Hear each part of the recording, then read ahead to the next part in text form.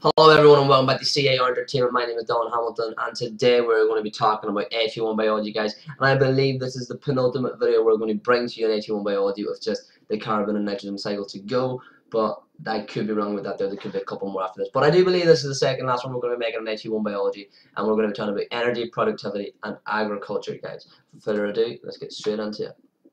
So what is productivity? Productivity is the energy that enters a trophic level that remains as energy in the biomass for a given area of the ecosystem in a given period of time. And that is a mouthful.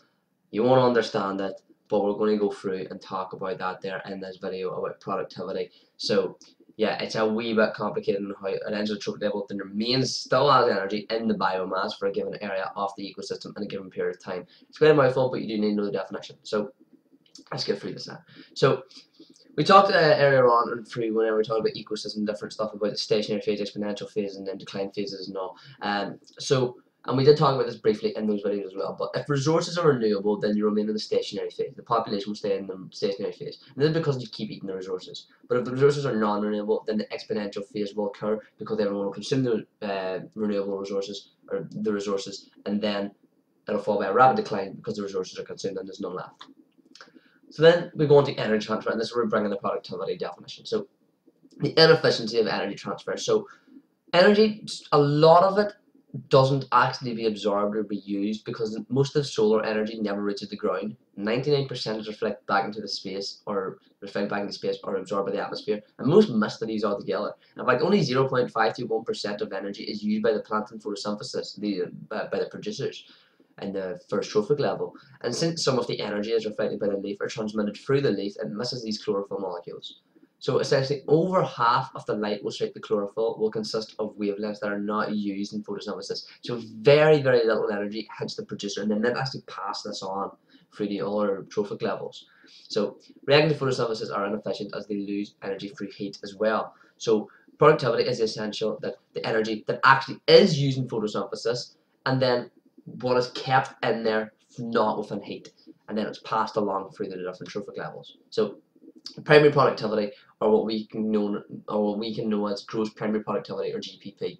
This is the production of new organic matter by plants following incident light energy being converted into chemical energy fixed by the producers. GPP is required by the plant for respiration. So we can subtract respiration from GPP to give the net primary productivity. So gross and net is kind of a business term. Gross is without any like negative taken away or anything taken away. Net's the overall, it's the one you really want to look at. So the NPP, or net primary productivity, is the actual rate of production by the producers, and this represents the energy available for the new growth of plants. So NPP is equal to GPP take away respiration. So energy reductions. There is different reasons for the reduction of energy. Firstly, energy is transferred from the producer to the primary consumers, and only about 5% of 20% of the original, maybe 1%, is actually transferred through. So very, very, very little amount of energy is transferred through. Some material is not consumed as it is inaccessible, unpalatable, or inedible. Material cannot be digested, absorbed, and will appear in feces. Material may end up as a waste product of the metabolism and therefore is excreted. And materials are used in respiration to generate ATP as well, and that is an A22 biology where we talk about respiration and ATP. So secondary productivity, that equation up there is a very good equation to learn, but I believe you'll probably be taught one that's even better again. But essentially, it's just to find out that secondary productivity. It is energy transferred to the next level over the energy received during the transfer, and you change it by 100. So secondary productivity is production of new organic matter by consumers, and energy budgets are constructed from quantities of the energy which is consumed, known as C. Intensive farming maximizing productivity, NP, which is released in respiration, R, and this leaves the animal's urine, which is U, or feces, F. So secondary productivity is C, the energy consumed, take away your respiration plus your urine plus your feces, and this gives you your net secondary productivity, which represents the energy available for human consumption.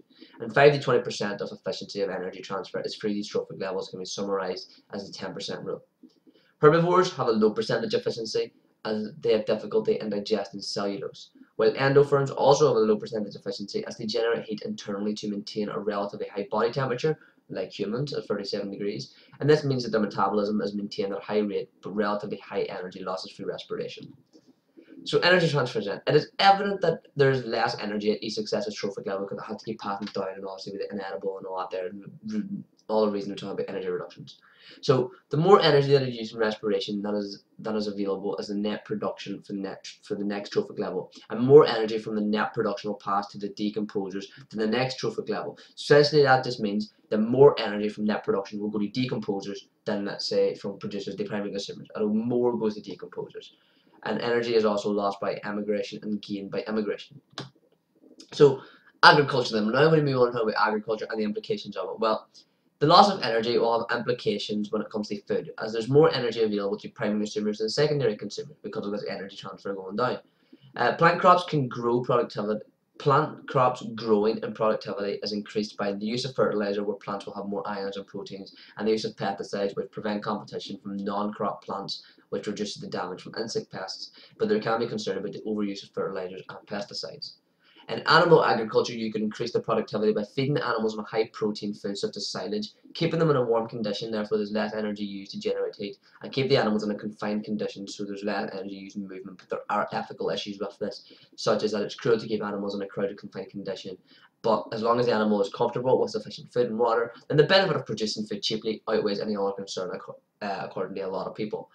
But animals may suffer high stress levels and often bone and joint damage. That can be an ethical issue, and disease is more likely to spread when animals are confined.